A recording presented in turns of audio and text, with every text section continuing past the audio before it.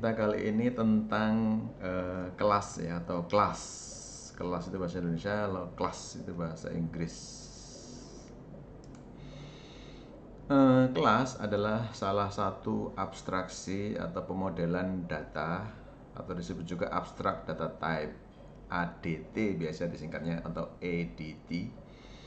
Konstruksi kelas adalah sebagai berikut. Jadi kalau Anda membuat kelas, itu yang pertama itu ada nama kelasnya. Kelas, nama kelasnya apa. Kemudian ada bagian public, bagian private, dan bagian protected.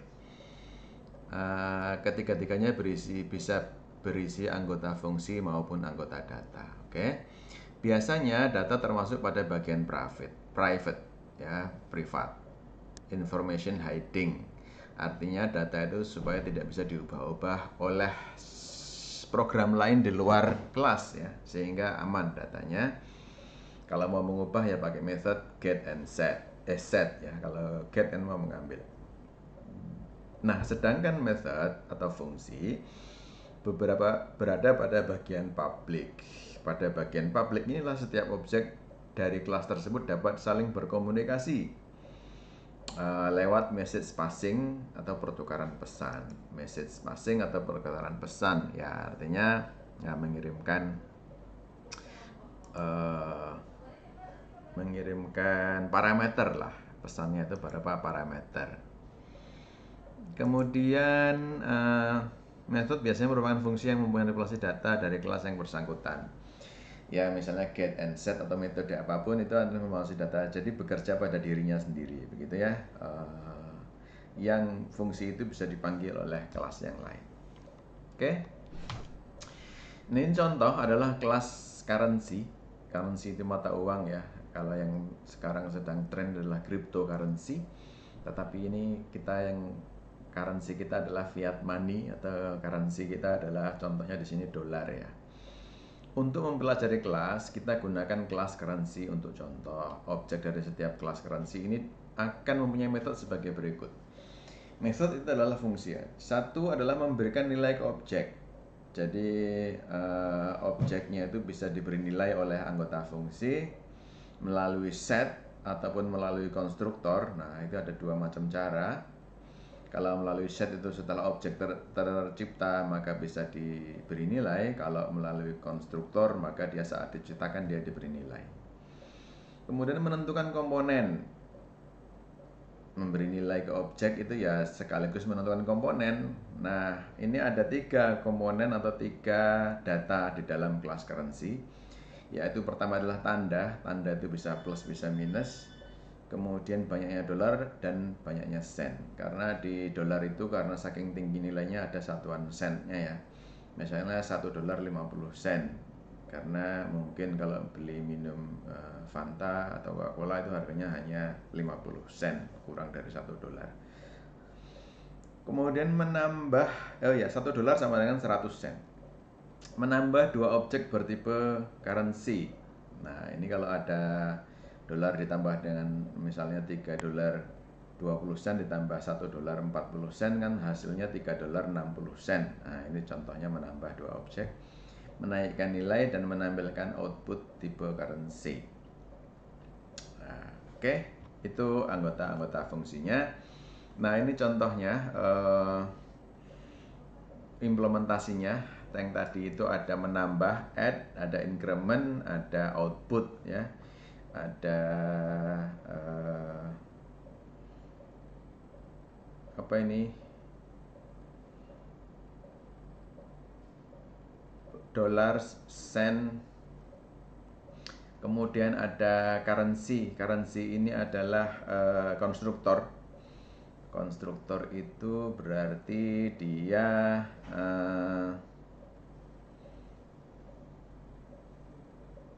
konstruktor itu berarti dia menciptakan sekaligus menginisialisasi 3 data ini ya.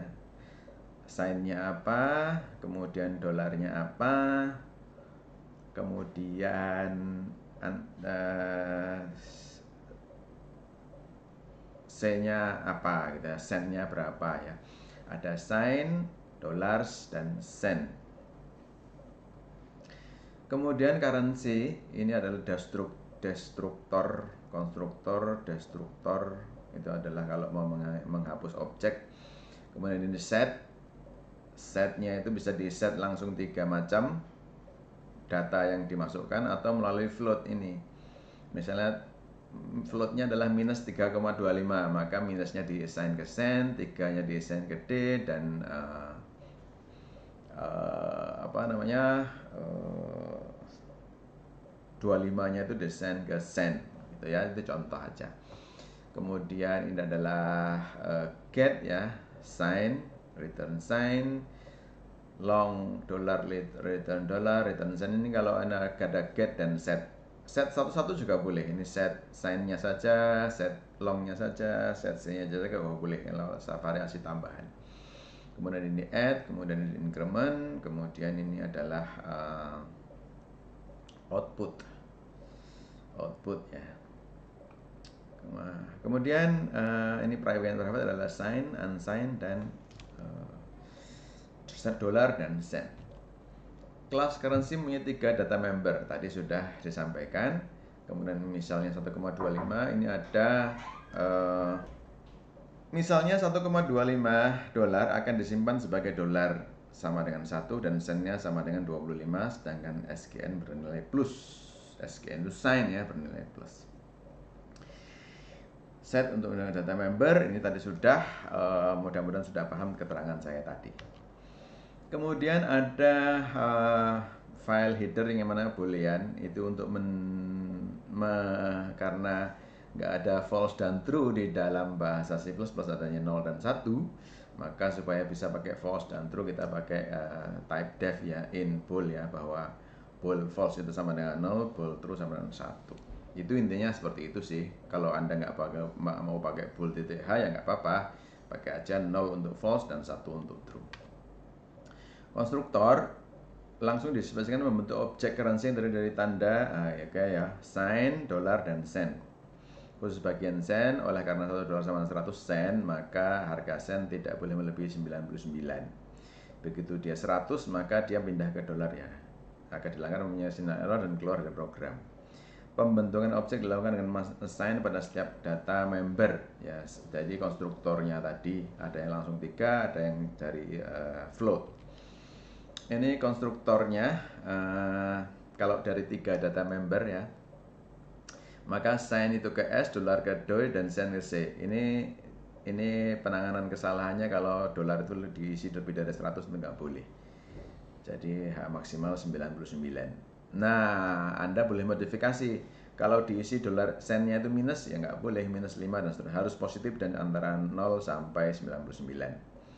Ini juga D-nya harus positif karena sudah ada sign di sini. Ini Anda boleh modifikasi nih. If C99, nah ditambahi lagi. If C kurang dari 0, nah gitu boleh. Tambahi lagi ya. Nah, mestinya Anda bisa. Kemudian memberikan harga pada objek tipe float. Nah, kalau float maka caranya adalah misalnya minus 3,25 ya kan. Nah, caranya adalah kita membuat dulu bahwa sign itu sama dengan minus A sama dengan min A. Jika A-nya itu kurang dari 0, contohnya minus 3,25, maka sign-nya itu minus. A-nya itu sama dengan A supaya apa? Supaya jadi plus, kan sudah ada sign-nya. Tinggal 3,25, ya kan? Nah, maka dolarnya itu sama dengan A, dolarnya itu sama dengan A. 3,25 yang masuk 3 saja. Kenapa dolarnya itu sama? Karena dia sudah bertipe, ini lihat nih tipenya nih, tipenya nih. Dolarnya itu adalah bukan float, jadi otomatis 3 yang tersimpan di sana, yaitu dia tipenya bilangan bulat atau long. Kemudian sennya adalah A tadi 3,25 tadi 3 dikurangi 3,25. 2,25 dikurangi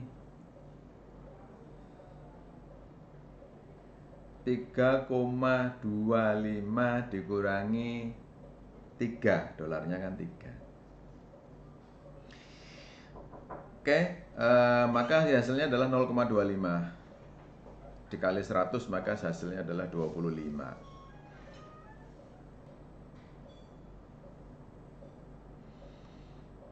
Jadi 25 ya, 3,25 dikurangi 0,25, 100 sudah 25, return true. Maka sennya jadi 25. Jadi minus 3 dan 25. Bagaimana kalau plus? Maka plus otomatis sennya ini plus.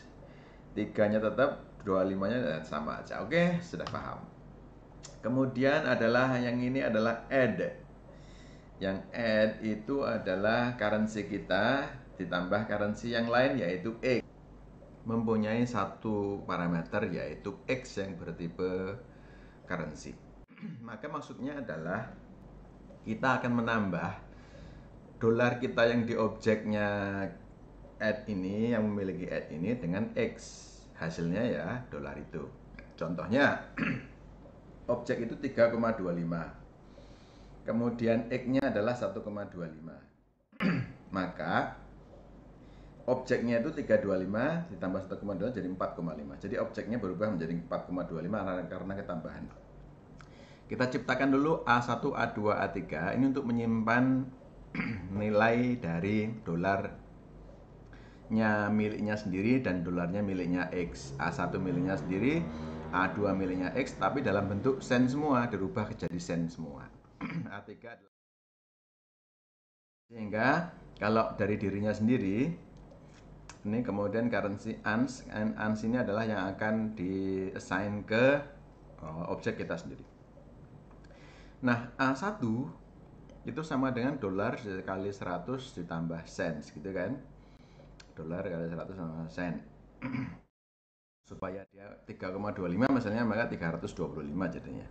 Kalau tandanya minus, maka dia diminuskan. Kalau tidak, ya tetap plus ini. Kemudian A2 adalah dari X ini. Sama rumusnya dengan ini. Cuman dolarnya ini miliknya X sekali 100 dan sennya ini adalah miliknya X gitu ya. Dan sama lagi di sini. SGN-nya itu miliknya X. A2 sama minus A2 kalau dia minus. Kemudian setelah semuanya jadi sen, ditambahkanlah A1 ditambah A2 sama dengan A3. Jika A3 kurang dari 0, maka ANS dan SGN adalah minus. Maka A3 minus A3. Karena minusnya sudah diambil, ya otomatis jadi plus ya. Kalau tidak, maka otomatis ya sen itu adalah plus. Kemudian ini dibagi 100 itu adalah ketemunya dolarnya. Sisanya A3 dikurangi seperti tadi ya. Misalnya 325, maka 325 kurangi 300. Ketemunya adalah sennya sisanya gitu 25 gitu. Kemudian return ans, maka ansnya ini adalah yang dihasilkan oleh add. Kita lihat nih, currency add ya. Jadi add ini merubah dirinya sendiri ya. Returnnya itu ya currency-nya itu hasilnya ini. Kemudian increment itu adalah currency this add X return this. Jadi dia menambahkan dengan X. Dia memanggil add ya. Jadi dia itu memanggil fungsi add. Jadi increment ini hampir nggak ada gunanya. Karena dia menambahkan dengan, ya sama aja dengan X ini increment dan tambah. Karena dia memanggil fungsi tambah saja. Kemudian untuk mencetak output, nama fungsinya adalah output, yaitu SGN, cout minus, kemudian cout dolar titik. Jadi dolarnya ini dan sennya adalah ini. Cout 0 dan cout sen. Jadi SGN-nya itu kalau minus maka tercetak minus gitu ya, yang tercetak minus, kemudian dolar, kemudian diikuti dolar, kemudian diikuti titik, kemudian diikuti 0, Jika sennya kurang dari 10, jika tidak ya diikuti oleh ya 10, 12, 13 dan seterusnya, tetap ditulis 3,12 ya. Kalau selebihnya 3,0. Selebihnya kurang dari 10. Kemudian fungsi utama, program utamanya itu adalah untuk menguji kelas currency. Jadi ada currency G dan H. Kalau G ini nggak ada apa-apanya, maka dia mengambil default konstruktor. H kemudian plus 350 I dan J. Jadi I dan J dan G itu adalah default konstruktor. Kemudian karena dia default, maka G itu di set begini, I di set begini, kemudian J add H, bener nggak? J output. J itu adalah H add G, ya. Jadi kalau H-nya itu adalah 3,5 ditambah G-nya itu adalah 2,25, maka outputnya adalah 5,75. Jadi J adalah 5,75. Oh sorry, minus ya. Ini tandanya minus. Maka 3,5 dikurangi 2,25 adalah 1,25. Kemudian ditambah H, ditambah H, I, ditambah H, I dari 6,25 ditambah H 3,5, hasilnya adalah I. Maka I-nya itu min 2,95. Saya kira itu sudah sangat jelas. Terima kasih. Assalamualaikum warahmatullahi wabarakatuh.